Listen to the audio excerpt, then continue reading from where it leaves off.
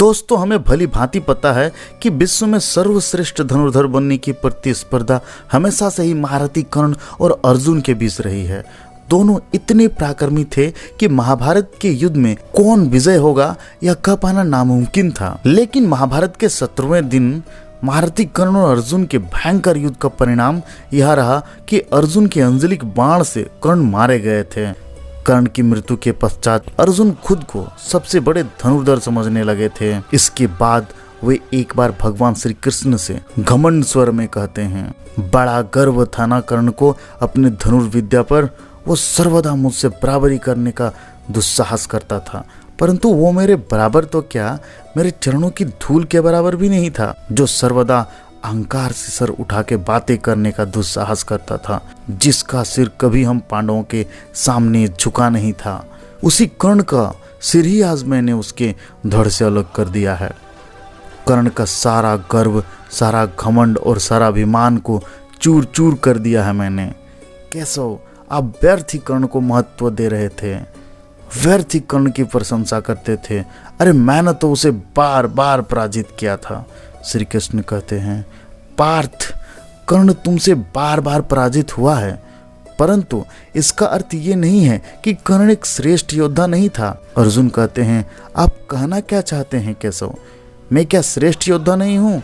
मैं सर्वश्रेष्ठ धनुर्धर नहीं हूँ? श्री कृष्ण कहते हैं, पितामह भीष्म तुम्हारे बाणों के कारण निष्क्रिय थे ना, तो क्या पितामह भीष्म से तुम श्रेष्ठ धनुर्धर हो गए? अर्जुन कहते हैं, नहीं केशव, पितामह भीष्म की बात दूसरी थी। उनसे मैं श्रेष्ठ कभी नहीं था, परंतु कर्ण से मैं अवश्य श्रेष्ठ हूँ।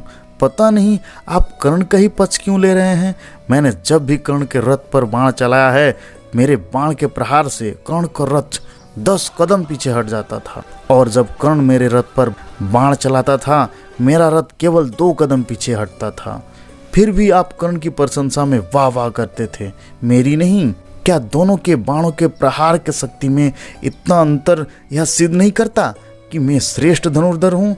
श्री कृष्ण कहते हैं, नहीं पार्थ, तुम मेरे मित्र हो, मेरे सखा हो, तुम मुझे सबसे अधिक प्रिय हो, इसीलिए मैंने तुमसे कभी कुछ नहीं छुपाया है, यहाँ तक कि अपना दिव्य विराट रूप तक दिखाया है। तुम तो मुझे पहचानते हो, जानते हो कि मैं कौन हूँ। अर्जुन कहते हैं, मैं जानता हूँ तुम त्रिलोकी नाथ हो। श्री कृष्ण कहते हैं, तो फिर तुम्हारे जिस रथ पर मैं त्रिलोक का भार लेकर स्वयं बैठा था, क्या उस रथ को कोई अणु मात्र भी पीछे हटा सकता था क्या? नहीं ना। तो फिर कर्ण ने जब हर प्रहार पर रथ को 2 कदम पीछे हटा देता था, और फिर तुम उसके रथ को 10 कदम पीछे हटा देते थे, तो तुम ही निर्णय कर लो पात्र, किसके बाणों में अधिक शक्ति थी।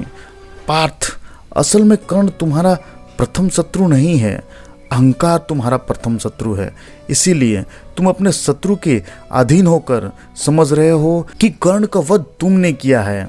अर्जुन कहते हैं, केशव, रथ को पीछे हटा देने की बात तो ठीक है, परंतु इसमें क्या संदेह है कि कर्ण का वध मैंने नहीं किया है? श्री कृष्ण कहते हैं, नहीं पार्थ, कर्ण के वध के लिए तुम केवल एक माध्यम बन के गए थे। असल में कर्ण का वध तुमने नहीं किया, भार्गव परशुराम जी के श्राप ने किया था। इसी श्राप के कारण ही कर्ण की मृत्यु हुई है। सूर्य देवता के प्रदान किए हुए कवच कुंडलों के भांति ये 2 श्राप कर्ण के जीवन का अटूट हिस्सा बन चुके हैं। और इससे भी बड़ा सत्य यह है कि ये युद्ध कर्ण ने स्वयं जानबूझकर हारा है। अर्जुन आश्चर्यचकित होकर कहते हैं, ये क्या कह रहे हो केशव? कृष्ण कहते हैं, हे पार्थ, तुम नहीं जानते, कर्ण के सेनापति बनते ही मैं उसके शिविर में गया था, ताकि मैं उसे धर्म के मार्ग पर आने का निमंत्रण दे सकूं। मैंने अधर्म का साथ छोड़कर पांडवों की ओर से लड़ने के लिए कहा था, परंतु उसने कहा कि भले ही दुर्योधन अधर्म के पथ पर हो, फिर भी दुर्योधन से मित्रता निभाना उसका प्रथम धर्म है। इसीलिए वो प्राण त्याग देगा, परंतु अपने मित्र को धोखा नहीं देगा। और वही उसने किया, अधर्मी से मित्रता भी निभाई और अपने प्राण देकर धर्म की विजय का पथ भी प्रशस्त कर दिया। हाँ पार्थ, तुमने कर्ण के अंदर झांक कर नहीं देखा। कर्ण की आत्मा एक महान आत्मा थी। ऐसे लोग युगों युगों में कभी कभार ही पैदा होते हैं। लोग कर्ण को दानवीर यूं ही नहीं कहते हैं, जाते जाते भी उसने अपना दान धन निभाया। पांडवों अथर्व धर्म के हित में उसने अपना प्राण न्यौछावर कर दिया। यदि कभी तुम्हें कर्ण के जीवन का पूर्ण सत्य पता चलेगा तो तुम स्वयं धरती पर सिर रखकर उसे प्रणाम करोगे।